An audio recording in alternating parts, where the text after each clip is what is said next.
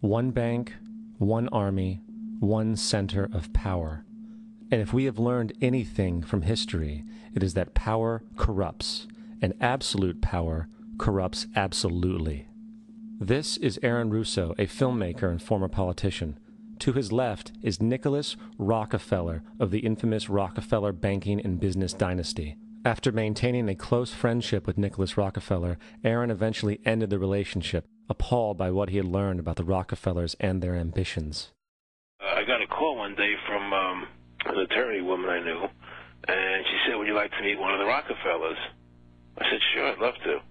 And we became friends, and he began to divulge a lot of things to me.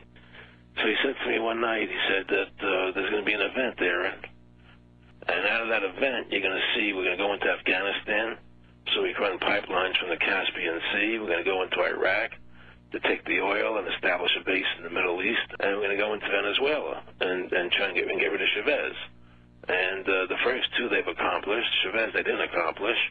And he said you're going to see guys going into caves looking for looking for people that they're never going to find.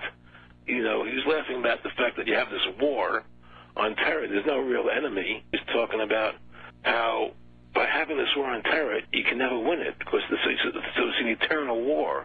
And so you can always keep taking people's liberties away. And I said, how are you going to convince people that this war is real? He said, but the media can convince everybody it's real. I mean, you know, it's just that you keep talking about things. You keep saying it over and over and over again, and eventually people believe it. You know, you created the Federal Reserve in 1913 through lies. You create 9/11, which is another lie. Through 9/11, then you're fighting a war on terror, and now all of a sudden you go into Iraq, which was another lie, and now they're going to do Iran. You know, and it's all one thing leading to another, leading to another, leading to another. Now, I would say to them, what are you doing this for? What's the point of this thing? You have all the money in the world you ever want. You have all the power. I said, you know, you're hurting people. It's not a good thing. And he would say, what do you care about the people for? Take care of yourself and you take care of your family. And then I said to him, what are the ultimate goals here? He said, the ultimate goal is to get everybody in this world chipped with the RFID chip and have all money be on those chips and everything on those chips. And if anybody wants to protest what we do or violate what we want, we just turn off their chip. That's right, microchipped. In 2005, Congress, under the pretense of immigration control and the so-called war on terrorism, passed the Real ID Act, under which it is projected by May 2008, you will be required to carry around a federal identification card, which includes on it a scannable barcode with your personal information. However, this barcode is only an intermediary step before the card is equipped with a VeriChip RFID tracking module, which will use radio frequencies to track your every move on the planet. If this sounds foreign to you, please note that the RFID tracking chip is already in all new American passports. And the final step is the implanted chip, which many people have already been manipulated into accepting under different pretenses. We have a Florida family who are really pioneers in a brave new world. They have volunteered to be the first ever to have microchip identification devices implanted into their body. After 9/11, I was really concerned with the security of my family. I wouldn't mind having something planted permanently in my arm that would identify me. In the end, everybody will be locked into a monitored control grid where every single action you perform is documented. And if you get out of line, they can just turn off your chip, for at that point in time, every single aspect of society will revolve around interactions with the chips. This is the picture that is painted for the future if you open your eyes to see it. A centralized one-world economy where everyone's moves and everyone's transactions are tracked and monitored, all rights removed. The most incredible aspect of all. These totalitarian elements will not be forced upon the people. The people will demand them. For the social manipulation of society through the generation of fear and division has completely detached humans from their sense of power and reality. A process which has been going on for centuries, if not millennia. Religion, patriotism, race, wealth, class, and every other form of arbitrary, separatist identification and thus conceit has served to create a controlled population, utterly malleable in the hands of the few. Divide and conquer is the motto, and as long as people continue to see themselves as separate from everything else, they lend themselves to being completely enslaved.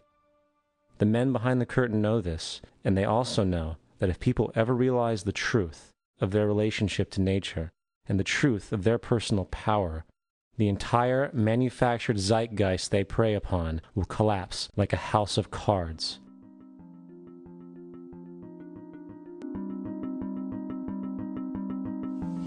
The whole system that we live in drills into us that we're powerless, that we're weak, that our society is evil, that it's crime-ridden, etc., and so forth.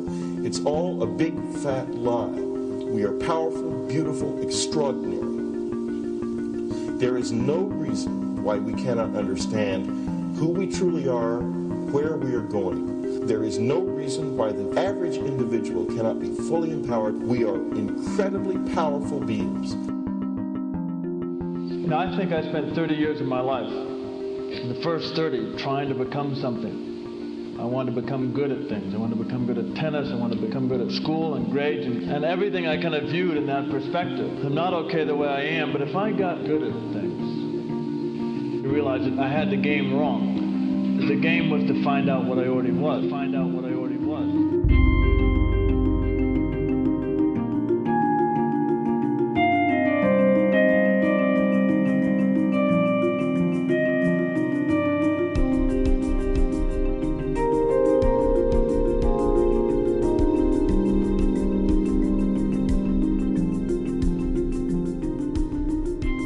Now, in our culture, we've been trained for individual differences to stand out. So you look at each person, immediately it is brighter, dumber, older, younger, richer, poorer, and we make all these dimensional distinctions, put them in categories, and treat them that way. And we get so that we only see others as separate from ourselves in the ways in which they're separate. And one of the dramatic characteristics of experience is being with another person and suddenly seeing the ways in which they are like you, not different from you, and experiencing the fact that which is essence in you and which is essence in me is indeed one. The understanding that there is no other. It is all one. And I wasn't born Richard Albert, I was just born as a human being, and then I learned this whole business of who I am and whether I'm good or bad or achieving or not. All that's learned along the way.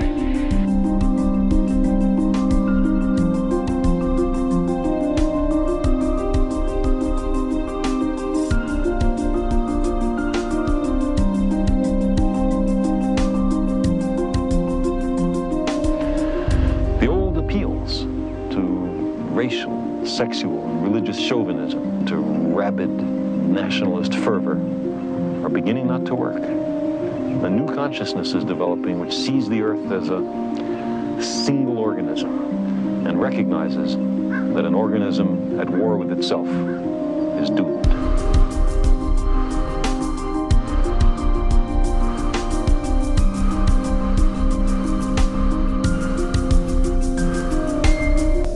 Bill Hicks used to finish his shows with this.